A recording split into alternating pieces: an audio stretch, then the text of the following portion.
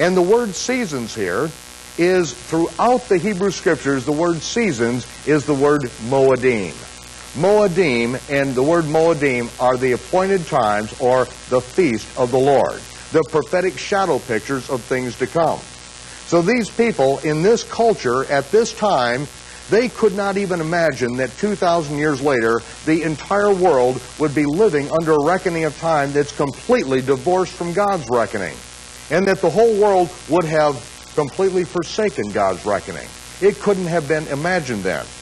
Nor would they have imagined that at one time in the future that those who say they're followers of the Messiah would have inherited renamed pagan celebrations, which for the most part described their seasons and how they lived their lives. And they would have forsaken the feast of the Lord, which are the prophetic shadow pictures that they all knew and lived in their lives back at that time.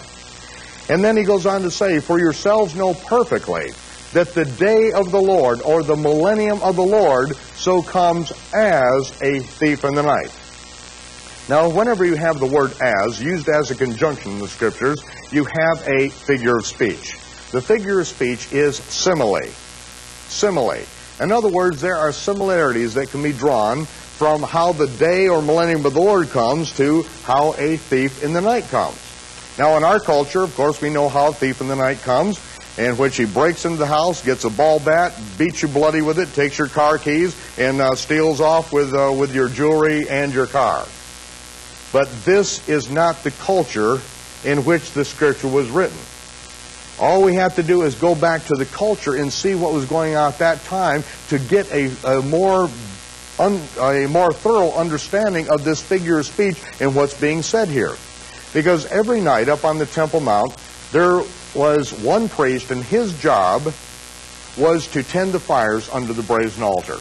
He was to keep those fires going all night long. Not blazing hot, but just keep them going so that in the morning that fire can be stoked up very quickly, and then at the time of the morning oblation, in which they incinerate a male lamb of the first year at the morning oblation, that fire is ready to go and ready to be then heated up.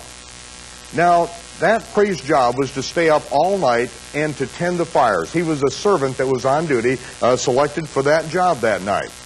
And if that priest would go up there and stoke up the fire real hot and then go and lay down, then he may experience something that transpired quite frequently. That the Kohen Gadol, the high priest, would go up on the Temple Mount in the wee hours of the morning, late at night, in the middle of the night. The high priest would go up to see if the servant on duty was doing his job. And if he found that the priest on duty had stoked up the fire real hot to have a lot of coals, and then he went to lay down and fell asleep, the high priest would go over to the altar and get one of the brass fire pans and get some nice hot coals and chuff them out, shake them out, and get them real nice and hot. And then he would very quietly, like a thief in the night, then he would go over to where that priest that was on duty had fallen asleep, and the priest would go over there, and then very carefully he would empty out those red-hot coals on his jalabia, on his linen garment that was now just laying there flowing around his feet. And as he put those coals around him on the front and the back, now that priest would even go into a deeper sleep, being nicely warmed by those coals that were on his garment.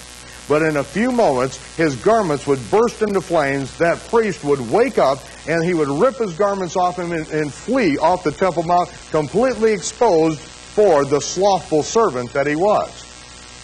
That is the picture of the thief in the night.